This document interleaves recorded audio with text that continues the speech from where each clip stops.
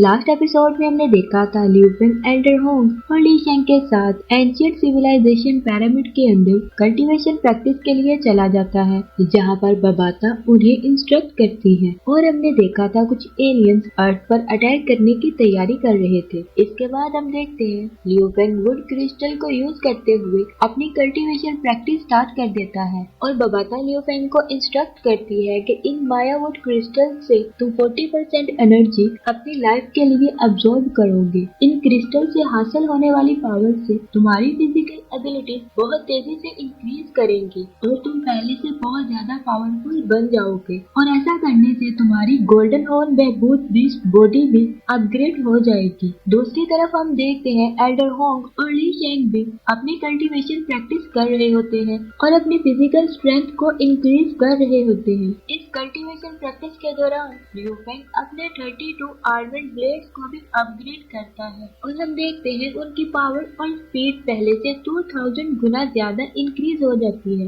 बबाता लिu Feng से कहने लगती है हम 40% टाइम कल्टीवेशन प्रैक्टिस में स्पेंड करेंगे और जबकि 60% टाइम में हम अपनी ट्रेनिंग प्रैक्टिस करेंगे ताकि तुम्हारी फाइटिंग टेक्निक्स भी तुम्हारी बॉडी स्ट्रेंथ के साथ रैपिडली इंक्रीज हो सके। लिu फेंग की गोल्डन हॉर्न बहबूद बीस्ट बॉडी अपग्रेड होने लगती है और वो पहले से काफी ज्यादा पावरफुल हो चुका था। इसके बाद लिu फेंग अपनी फाइटिंग टेक्निक को इनहेंस करने के लिए अपनी ट्रेनिंग स्टार्ट कर देता है और लिu फेंग एल्डर होंग और ली शेंग के साथ प्रैक्टिस करता है और लिu फेंग एल्डर होंग और ली शेंग के साथ फाइट करके अपनी फाइटिंग एक्सपीरियंस को इम्प्रूव करता है। बबाता इन तीनों की फाइटिंग प्रैक्टिस के लिए एक इल्यूजन वर्ल्ड क्रिएट करती है जहाँ पर हम देखते हैं कुछ मॉन्स्टर्स अर्थ पर अटैक कर रहे होते हैं और वो बिल्डिंग्स को डिस्ट्रॉय कर रहे होते हैं। लिu फेंग एल्डर होंग और ली शेंग इन मॉन्स्टर्स के साथ फाइट करते हैं और फिर हमें एक एम्परर लेवल का ड्रैगन नजर आता है। लिu फेंग उस ड्रैगन पर अटैक करने के लिए आगे बढ़ता है। एल्डर ली शेंग कहने लगता है लिu फेंग मुझसे पहले इस मॉन्स्टर को मारना चाहता है लेकिन मैं ऐसा नहीं होने दूंगा। लिu फेंग मुझसे आगे नहीं निकल सकता और वो दोनों एल्डर्स भी मॉन्स्टर्स को मारने के लिए लिu फेंग के पीछे जाती हैं। इसके बाद हम देखते हैं काफी सारे मॉन्स्टर्स लिu फेंग की तरफ तेजी से बढ़ रहे होते हैं और लिu फेंग भी इन पर अटैक करने के लिए रेडी हो जाता है। लिu फेंग अपने 32 आर्मर ब्लेड का यूज करते हुए एक ही बार में इन सभी मॉन्स्टर्स को डिस्ट्रॉय कर देता है और वो मॉन्स्टर्स बहुत ही बुरे तरीके से जमीन पर गिरने लगते हैं। इसके बाद लिu फेंग उस एम्परर थंडर ड्रैगन को मारने के लिए अपनी सोल पावर को एक्टिवेट करते हुए आगे बढ़ता है। वो एम्परर थंडर ड्रैगन लिu फेंग को देखकर बहुत ज्यादा गुस्से में आ चुका था। ये ड्रैगन दिखने में काफी ज्यादा खतरनाक नजर आ रहा था। लिu फेंग फ्लाई करते हुए इसकी आई के करीब पहुंच जाता है और अपनी स्वॉर्ड से इस पर अटैक कर देता है। वो थंडर ड्रैगन भी अपनी पावर्स को एक्टिवेट करते हुए लिu फेंग पर अटैक कर देता है और अपनी टेल से लिu फेंग को बहुत दूर गिरा देता है। लिu फेंग दोबारा से इस ड्रैगन पर अटैक करने के लिए आगे बढ़ता है और अपनी गोल्डन थंडर पावर को एक्टिवेट करते हुए इस ड्रैगन पर अटैक कर देता है। वो ड्रैगन भी अपनी ब्लू थंडर लाइटिंग पावर से लिu फेंग के अटैक को रोकने की ट्राई करता है लेकिन लिu फेंग अपनी आर्मर ब्लेड पावर को एक्टिवेट करते हुए इस ड्रैगन की आई पर अटैक कर देता है जिसकी वजह से ये ड्रैगन बहुत ही बुरे तरीके से जख्मी हो चुका था और वो मॉन्स्टर चिल्लाने लगता है और आसपास की बिल्डिंग को डिस्ट्रॉय करता है। लिu फेंग अपनी स्वॉर्ड से लगातार इस मॉन्स्टर पर अटैक करता है और वो मॉन्स्टर डर के मारे वहाँ से भागने लगता है लेकिन लिu फेंग अपनी पावर का यूज करते हुए 8 गिफ्ट की बिल्डिंग्स को उठाते हुए उस मॉन्स्टर पर अटैक करने लगता है। उस मॉन्स्टर का इतनी ज्यादा बिल्डिंग से बचना काफी ज्यादा इम्पॉसिबल हो चुका था और वो मॉन्स्टर बहुत ही बुरे तरीके से जख्मी हो गया था और अब वो फ्लाई भी नहीं कर पा रहा था। लिu फेंग जल्दी से आगे बढ़ता है और अपनी स्वॉर्ड का यूज करते हुए इस मॉन्स्टर पर लगातार अटैक्स करने लगता है। उस मॉन्स्टर के लिए अपनी जान बचाना अब नामुमकिन हो चुका था। बहुत सारी बिल्डिंग्स इस ड्रैगन पर गिरने लगती हैं और लिu फेंग अपने आर्मर प्लेट का यूज करते हुए एक बहुत ही पावरफुल अटैक इस ड्रैगन के फेस पर कर देता है जिसकी वजह से वह ड्रैगन बहुत ही जोर से चिल्लाने लगता है और वहाँ पर एक बहुत ही स्ट्रॉन्ग ब्लास्ट होता है और कुछ ही देर में वो मॉन्स्टर मारा जाता है। जैसे ही वो थंडर ड्रैगन मॉन्स्टर मारा जाता है वहाँ पर एल्डर होंग और ली शेंग आ जाते हैं। एल्डर ली शेंग लिu फेंग से कहने लगते हैं तुम इतनी बेरहमी से इस थंडर ड्रैगन को कैसे मार सकते हो और तुमने ऑक्टोपस मॉन्स्टर किंग को भी मारा था। तुम आखिर खुद को समझते क्या हो कि तुम मुझसे बहुत ज्यादा पावरफुल हो। लिu फेंग एल्डर ली शेंग की बात पर हंसते हुए कहने लगता है आप मुझसे पहले आकर इस ड्रैगन को मार सकते थे। एल्डर ली शेंग कहने लगता है, अगर तुमने 2 मॉन्स्टर्स को मार दिया है तो इसका मतलब ये नहीं है कि तुम बहुत बड़े फाइटर हो। अगर तुम में हिम्मत है तो मेरे साथ फाइट करके दिखाओ। और वो दोनों अपनी अपनी पावर्स को एक्टिवेट करते हुए फाइट के लिए रेडी हो जाते हैं। लियू फेंग कहने लगता है, एल्डर ली शेंग ने तो अपनी डोमेन एबिलिटी पहले से काफी ज्यादा इम्प्रूव कर ली है। ली शेंग अपनी थंडर स्वॉर्ड का यूज करते हुए लियू फेंग के अटैक को बहुत ही आसानी से रोक रहा था, लेकिन वो कहने लगता है, मैंने कभी नहीं सोचा था कि लियू फेंग के 32 ब्लेड्स इतने ज्यादा फास्ट होंगे।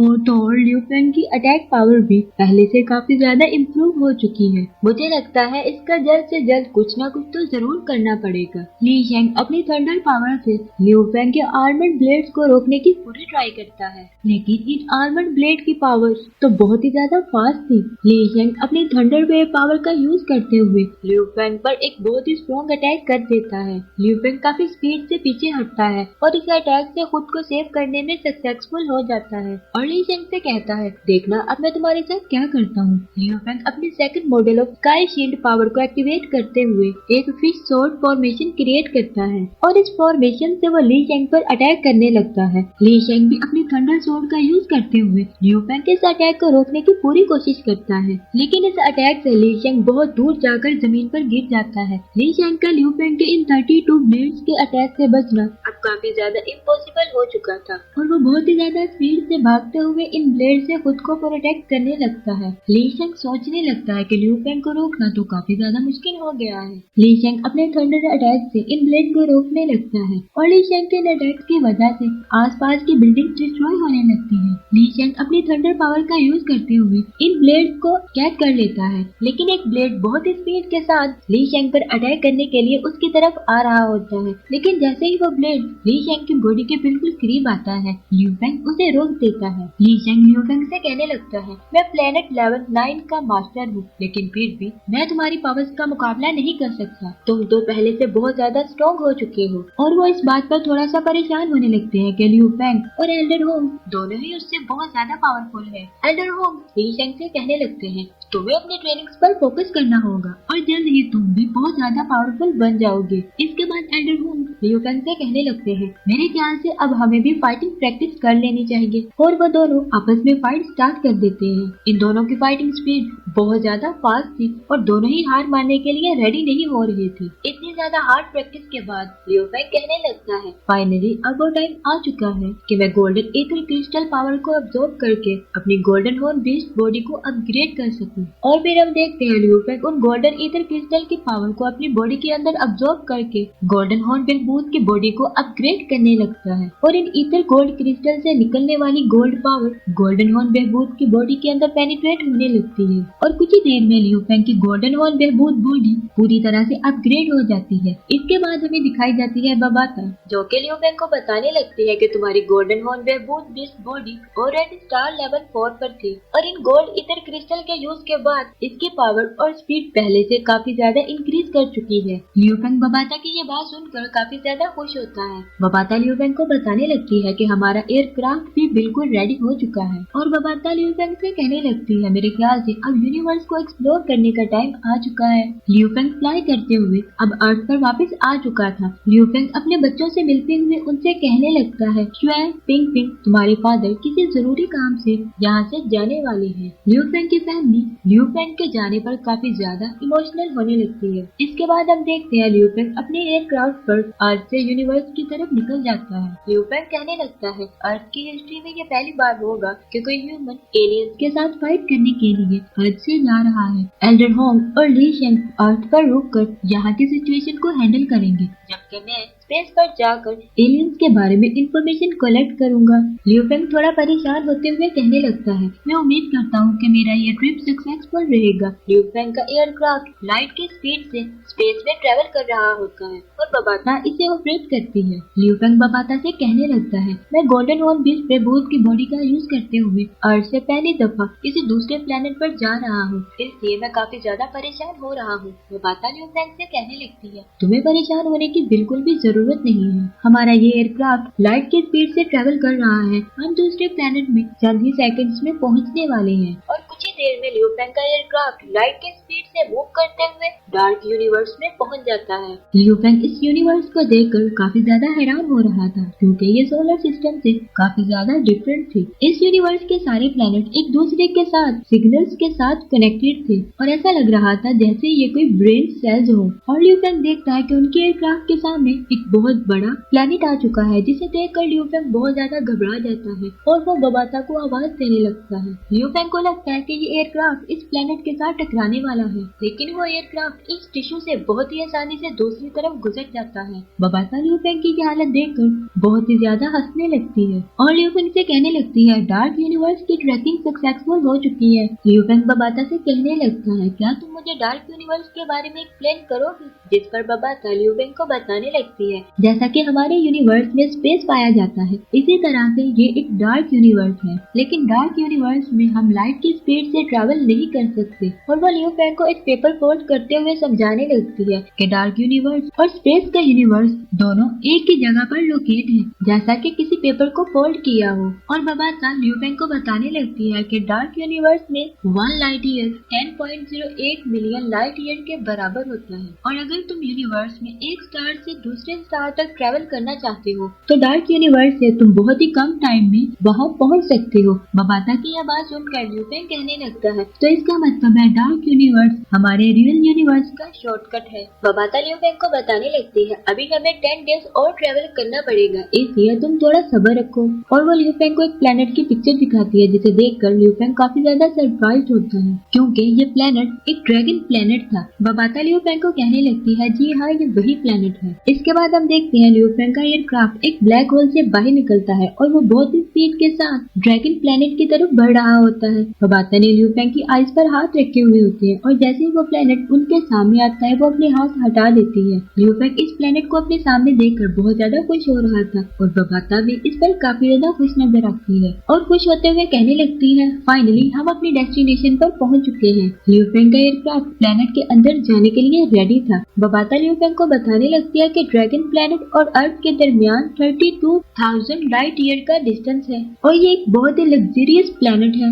और यहाँ पर सिर्फ रिच लोग ही आ सकते हैं। और वो लियू फेंग से कहने लगती है ह्यूमन हिस्ट्री में ये फर्स्ट टाइम हुआ है कि किसी इंसान ने सोलर सिस्टम से बाहर ट्रैवल किया है और वो एलियन सिविलाइजेशन तक पहुँचा हो और तुम पहले ऐसे इंसान होगे जो ड्रैगन प्लेनेट पर अपना कदम रखोगे। लियू फेंग को ये सब बताते हुए बबाता बहुत ही ज्यादा खुश होने लगती है। इसके बाद हमें एलियंस के एयरक्राफ्ट का दिखाया जाता है और एलियंस का कैप्टन उससे पूछने लगता है हमें लाइट प्लेनेट तक पहुंचने में कितने दिन और लगेंगे, जिस पर अतुका अपने कैप्टन को बताने लगती है कि हम सिर्फ 6 दिनों में ही लाइट प्लेनेट तक पहुंच जाएंगे। अतुका की ये बात सुनकर उसका कैप्टन काफी ज्यादा खुश होता है और वो अपने साथियों से कहने लगता है जल्द ही हम लाइट प्लेनेट पर कब्जा करने वाले हैं। अपने कैप्टन की ये बात सुनकर वो सब एलियंस भी बहुत ज्यादा खुश होने लगते हैं और वो अपनी जीत का जश्न मनाने लगते हैं। इसके बाद हमें उन एलियंस के कैप्टन का फेस दिखाया जाता है जो कि काफी ज्यादा खतरनाक नजर आ रहा था। दूसरी तरफ हम देखते हैं लियू फेंग को जो कि इस ड्रैगन प्लेनेट को देखते हुए कह रहा था मैं बहुत जल्द तुम तक पहुंचने वाला हूँ और दूसरी तरफ वो एलियन वो भी यही कह रहा था कि मैं बहुत जल्द लाइट प्लेनेट तक पहुंचने वाला हूँ। जिसके साथ ये एपिसोड यहाँ पर खत्म हो जाती है। अगर आपको ये वीडियो पसंद आई है तो वीडियो को लाइक जरूर करें, चैनल को सब्सक्राइब करें और बेल नोटिफिकेशन को ऑन करें ताकि इस सीजन की नेक्स्ट वीडियो आप जरूर देख सकें।